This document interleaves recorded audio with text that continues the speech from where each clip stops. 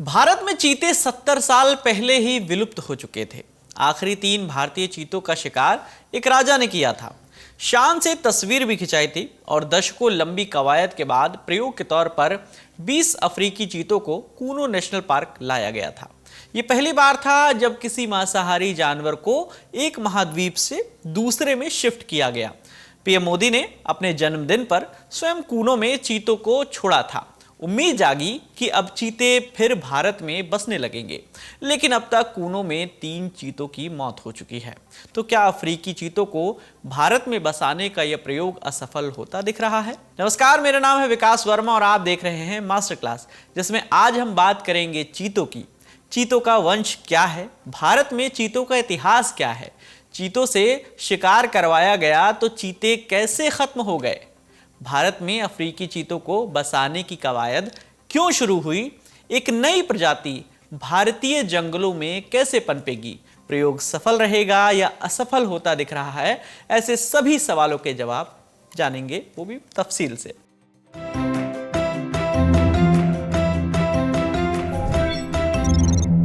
सबसे पहले ये जान लेते हैं कि फिलहाल कूनो में कितने चीते हैं। पहली खेप में पीएम मोदी के जन्मदिन पर 17 सितंबर 2022 को नामीबिया से 8 चीते लाए गए, फिर दक्षिण अफ्रीका से 12 चीते लाए गए। लेकिन इन 20 चीतों में से 2 की मार्च और अप्रैल में मौत हो गई थी। पहले मादा चीता साशा की मौत हुई। साशा भारत लाए जाने से पहले ही किडनी की बीमारी से पीड़ित थी। 23 जनवरी को इसी साल साशा में थकान और कमजोरी के लक्षण दिखे, जिसके बाद उसे इलाज के लिए क्वारंटीन किया गया। 26 मार्च को साशा की मौत हो गई। 23 अप्रैल को दूसरे चीते उदय की मौत हुई। 22 अप्रैल तक उदय बिल्कुल ठीक था। अगली सुबह वन विभाग की टीम ने देखा कि उदय की तबीयत खराब होने लगी। उसे बेहोश कर मेडिकल सेंटर ले जाया गया। फिर शाम करीब 4 बजे इलाज के दौरान उसकी मौत हो गई। इसके बाद आई 9 मई की तारीख और खबर आई कि दक्षिण अफ्रीका से मध्य प्रदेश के कूनो नेशनल पार्क लाए गए एक और चीते की मौत हो गई। बताया गया कि इस मादा चीता दक्षा की मौत किसी बीमारी से नहीं, बल्कि पार्क में मौजूद 2 अन्य चीतों के साथ लड़ाई में हुई है। दोनों चीतों के नाम वायु और अग्नि है। हालांकि इस बीच एक मादा चीते ने 4 शावकों को जन्म भी दिया है। तो कूनो में फिलहाल चीतों की कुल संख्या जो है वो हो गई है 21। अब चीतों की कहानी को शुरू से शुरू करते हैं। सबसे पहले इनके खानदान के बारे में जानते हैं।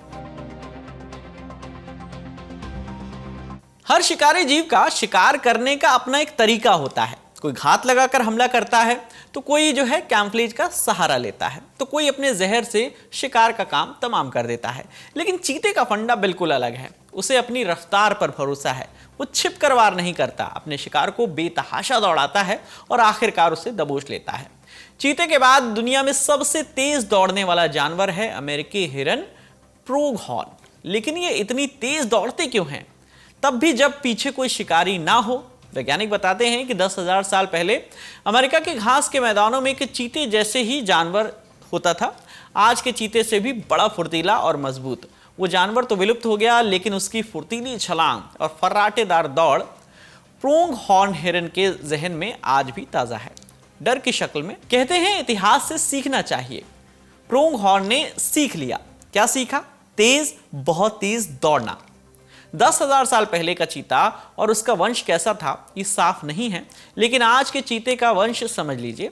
अगर आपको कोई भारतीय चीते की नई ताज़ी तस्वीर दिखाए तो इसे तब तक बाघ, तेंदुआ, जगुआर या प्यूमा ही माना जाएगा जब तक आपको उसकी आंखों से लेकर नाक तक दोनों तरफ काली लाइन जो है वो ना दिखे।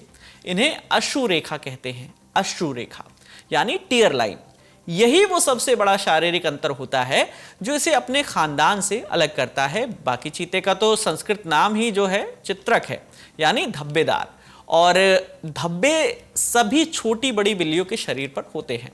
खानदान के सबसे बड़े सदस्य बाघ से लेकर सबसे छोटे सदस्य घरेलू बिल्ली तक जो आपको कंफ्यूज कर सकते हैं।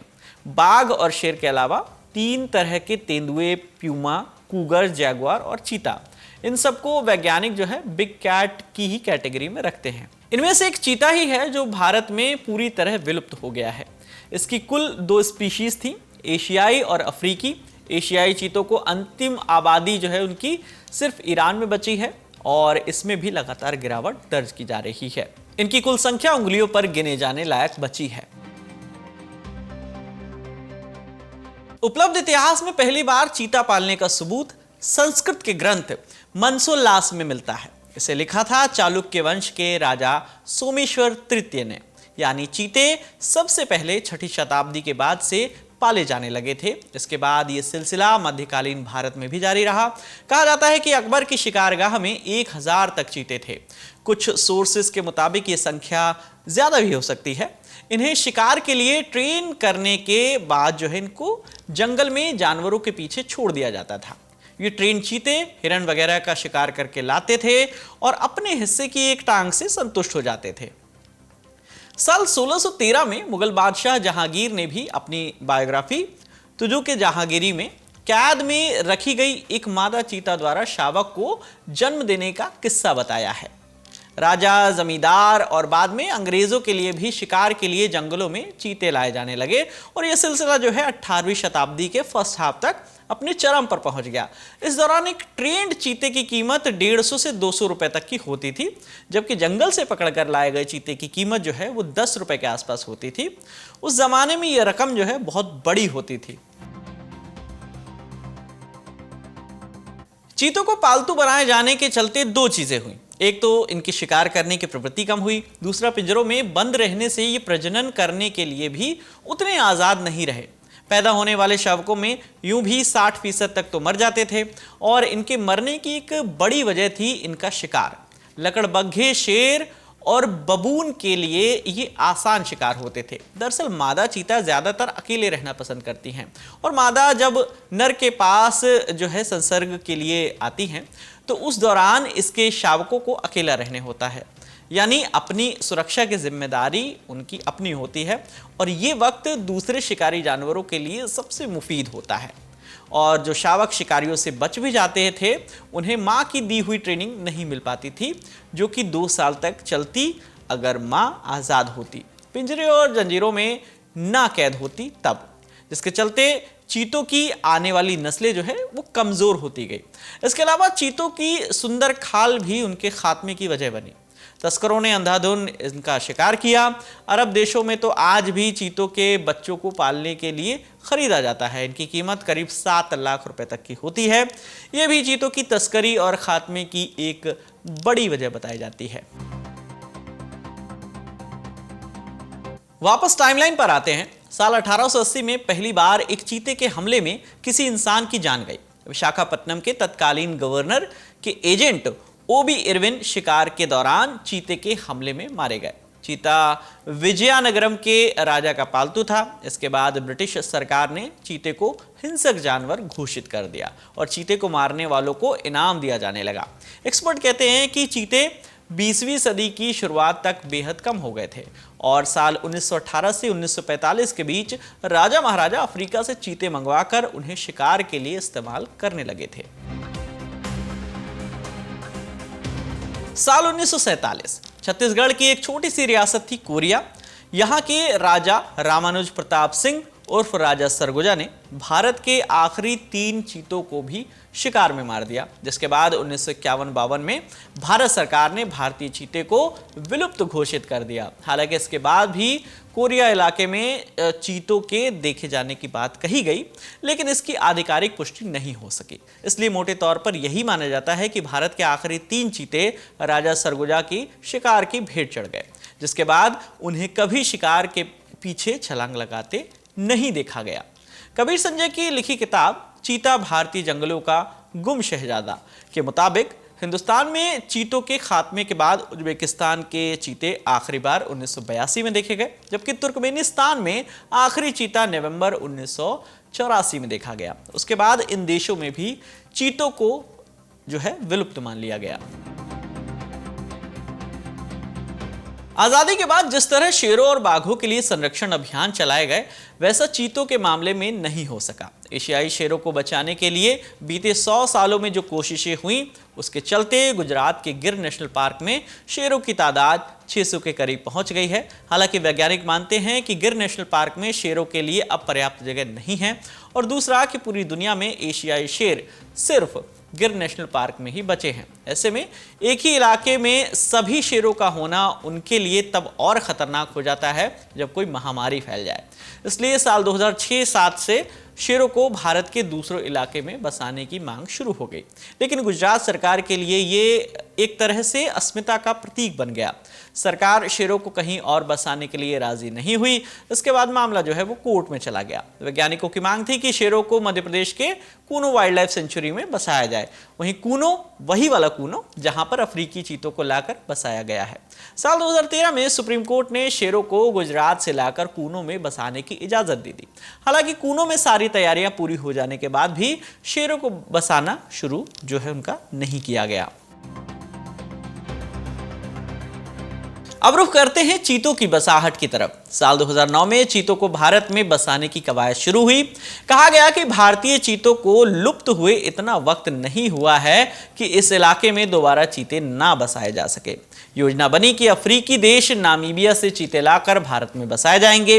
Wild life institute of India यानी WII के वैज्ञानिकों की टीम ने भारत में 10 जंगली इलाकों का सर्वे किया। 3 घास वाले इलाके फाइनल भी हुए। मध्य प्रदेश का Kuno wild life sanctuary, Madhya Pradesh का ही नौरादेही वाइल्ड लाइफ सेंचुरी और राजस्थान का शाहगढ़ इलाका प्लान फाइनल हो चुका था। करीब 300 करोड़ रुपए खर्च किए जाने तय हो गए थे, लेकिन साल 2012 आते आते योजना को स्थगित कर दिया गया। कारण 2, एक हैबिटेट के शेरों के साथ साझा होने पर दोनों प्रजातियों को एक दूसरे से होने वाले संभावित खतरों का डर, और दूसरा अफ्रीकी चीतों के भारत में बस पाने को लेकर शंका। दरअसल प्लान की शुरुआत में कहा गया था कि एशियाई चीतों को अपने अफ्रीकी रिश्तेदारों से अलग हुए बहुत लंबा वक्त नहीं बीता है, लेकिन बाद में हुए शोधों में यह पता चला कि दोनों का रिश्ता जो है 25 से 30 हजार साल पहले ही पूरी तरह टूट चुका है। यानी जेनेटिक कोड अब दोनों का पूरी तरह अलग है। साल 2013 में सुप्रीम कोर्ट ने अफ्रीकी चीतों को विदेशी प्रजाति बताया। सुप्रीम कोर्ट की सुनवाई में यह भी कहा गया कि कूनो में चीतों के लिए पर्यावास विकसित करने को लेकर कोई प्रयास नहीं किया गया है और वैसे भी वहां शेरों को बसाए जाने की योजना पर काम चल रहा है। यह भी कहा गया कि अफ्रीकी चीते यहां की जलवायु और बायोलॉजिकल कंडीशन में एडजस्ट कर पाए ऐसा मुश्किल है, और इसके बाद ये योजना जो है पूरी तरह से ठंडे बस्ते में चली गई। आपको बताते चले कि इसी तरह साल 1952 में ईरान से एशियाई चीतों को भारत लाने की भी योजना बनी थी, लेकिन परवान नहीं चढ़ सकी। लेकिन इसके बाद अगस्त 2019 में एक बार फिर इस योजना को बल मिला। सुप्रीम कोर्ट ने नेशनल टाइगर कंजर्वेशन अथॉरिटी यानी NTCA को चीतों को लाने की मंजूरी दे दी। कहा गया कि एक्सपेरिमेंटल बेसिस पर नामीबिया से चीतों को लाकर भारत में बसाया जा सकता है। जनवरी 2020 में जयराम रमेश ने कहा कि हमने इस योजना को 10 साल पहले शुरू किया था और अब कोर्ट ने जो फैसला दिया है वो मेरे लिए खुशी की बात है। इसके बाद अगस्त 2020 में मध्य प्रदेश के कूनो, नौरादेही और राजस्थान के शाहगढ़ वाइल्ड लाइफ सेंचुरी समेत 5 इलाकों को शॉर्टलिस्ट किया गया और नवंबर 2020 में लिस्टेड साइट्स का सर्वे शुरू कर दिया गया। जनवरी 2021 में मध्य प्रदेश के मुख्यमंत्री शिवराज सिंह चौहान की अध्यक्षता में हुई एक मीटिंग में कूनो के जंगली इलाकों को सबसे बेहतर विकल्प मानकर इस इलाके का गहन अध्ययन शुरू कर दिया गया। साउथ अफ्रीका के एंडेंजर्ड वाइल्ड लाइफ ट्रस्ट से doctor Vincent van der Merv Kuno Palpur के दौरे पर आए। साथ में थे wild life institute of India यानी WII के डॉक्टर YB झाला। इन दोनों एक्सपर्ट्स ने हैबिटेट पर स्टडी की और इसे अफ्रीकी चीतों के रहने के लिए सही जगह जो है ठहराया। तय हो गया कि अफ्रीका से चीते लाए जाएंगे। चीते साउथ अफ्रीकी ग्रुप द्वारा डोनेट किए जाने थे। भारत को बस इनके ट्रांसपोर्टेशन का खर्च उठाना था। कूनो में 6 वर्ग किलोमीटर का इलाका चिन्हित कर दिया गया और बाकी खर्चों के लिए सरकार ने 14 करोड़ रुपए भी आवंटित कर दिए। प्लान के मुताबिक सेंट्रल गवर्नमेंट, WII और कुछ डॉक्टर्स को ट्रेनिंग के लिए अफ्रीका जाना था, लेकिन 30 अप्रैल 2021 को NTCA की तरफ जो है एक और मीटिंग हुई थी जिसमें चीतों को लाने का प्रोग्राम नवंबर 2021 जो है वो तय किया गया। कारण बताया गया कोरोना संक्रमण का बढ़ता हुआ डर। इसके बाद 5 जनवरी 2022 को NTCA की 19वीं मीटिंग हुई जिसमें कहा गया कि अगले 5 साल में 50 चीते लाकर बसाए जाएंगे। Forest, environment and climate change minister Bhupendra Yadav ने कहा कि एक्शन प्लान के मुताबिक चीतों को लाए जाने की तैयारी पूरी कर ली गई है। हर साल 3 बार एनटीसीए की मीटिंग होगी और चीते समेत कुल 7 विडाल वंशियों के संरक्षण पर काम किया जाएगा। और फिर आखिरकार बीते साल पीएम मोदी के जन्मदिन पर 17 सितंबर को नामीबिया से चीतों की पहली खेप भारत आई। इसमें 8 चीते लाए गए। कूनो सेंचुरी में अफ्रीकी चीतों के रहने के लिए स्थितियां कैसी हैं? अफ्रीकी चीतों के लिए यहां एडजस्ट करना कितना आसान या मुश्किल हो सकता है, इस बारे में हमने एनटीसीए के 310 पन्नों के एक्शन प्लान का बारीकी से अध्ययन किया। यह एक्शन प्लान IUCN यानी international union of conservation of nature की गाइडलाइंस के मुताबिक तैयार किया गया है। कुछ खास बातें जो हैं वो आपको बता देते हैं। आकलन कहता है कि कूनो में अफ्रीकी चीतों के रहने के लिए अनुकूल पर्यावास है। कूनो नेशनल पार्क में अभी 21 चीतों के रहने के लिए पर्याप्त संसाधन है। एक बार चीतों के बस जाने के बाद कूनो में शेरों के बसाए जाने से भी चीतों को कोई समस्या नहीं होगी। कूनो में एक साथ शेर, बाघ, तेंदुए और चीते रह सकते हैं। अफ्रीकी चीतों को भारत में बसाए जाने में जेनेटिक स्तर पर कोई समस्या नहीं है। पहले जो स्टडी इस आधार पर की गई है कि एशियाई और अफ्रीकी चीतों को पूरी तरह एक दूसरे से अलग हुए 10 से 20 हजार साल हो गए हैं, वो चिंता का आधार नहीं है। अफ्रीकी और एशियाई शेरों में तेंदुओं और बाघों की 5 प्रजातियों के बीच जेनेटिक गैप चीतों की प्रजातियों के बीच के गैप से जो है बहुत ज्यादा बड़ा है। चीते की सभी प्रजातियों में कोई खास फर्क नहीं है। साल 2021 का IUCN और CMS डॉक्यूमेंट भ्रमित करने वाला और गलत है, जिसमें कहा गया था कि दक्षिण अफ्रीकी चीते की तुलना में पूर्वोत्तर अफ्रीकी चीता एशियाई चीते से ज्यादा नजदीक है। हमने इस डॉक्यूमेंट के बारे में IUCN के को चेयरमैन को बता दिया है और उन्होंने भी इसे मान लिया है। साउथ अफ्रीकी चीता जो है उसकी दूसरी स्पीशीज से उतना ही करीब है जितना नॉर्थ ईस्टर्न चीता। कूनो में चीतों के लिए उपलब्ध आहार के लिए 15 फरवरी 2021 से 29 अप्रैल 2021 तक सर्वे किया गया। प्रति स्क्वायर किलोमीटर 23 से ज्यादा शिकार मौजूद हैं। कुल 12 प्रजातियां हैं जिनका चीते शिकार कर सकते हैं। इनमें सबसे ज्यादा उपलब्धता चीतल की है। चीतों के लिए कुल 12,798 की प्रे पॉपुलेशन है। एक्शन प्लान में पूरे प्रोजेक्ट के फेल होने या सफल होने के भी कुछ क्राइटेरिया निर्धारित किए गए। कहा गया कि मांसाहारी जीवों के ट्रांसलोकेशन की प्रक्रिया एक उचित संरक्षण नीति है। अगर सब कुछ ठीक रहा तो इकोसिस्टम को रीस्टोर करने में ये बड़ी सफलता होगी। साथ में ये भी कहा गया कि कुछ नुकसान भी संभव है, जिसके चलते ये प्रोग्राम पूरी तरह या पार्शियली फेल भी हो सकता है और कीमती सीमित रिसोर्सेज का नुकसान हो सकता है। कुछ वाइल्ड लाइफ एक्सपर्ट इस प्लान को पूरी तरह ठीक नहीं मानते। उनका पक्ष इसके ठीक विपरीत है। हमने इस बारे में अजय दुबे से बातचीत की। अजय दुबे जो हैं वाइल्ड लाइफ एक्टिविस्ट हैं, उन्होंने हमसे क्या कुछ कहा, सुनिए।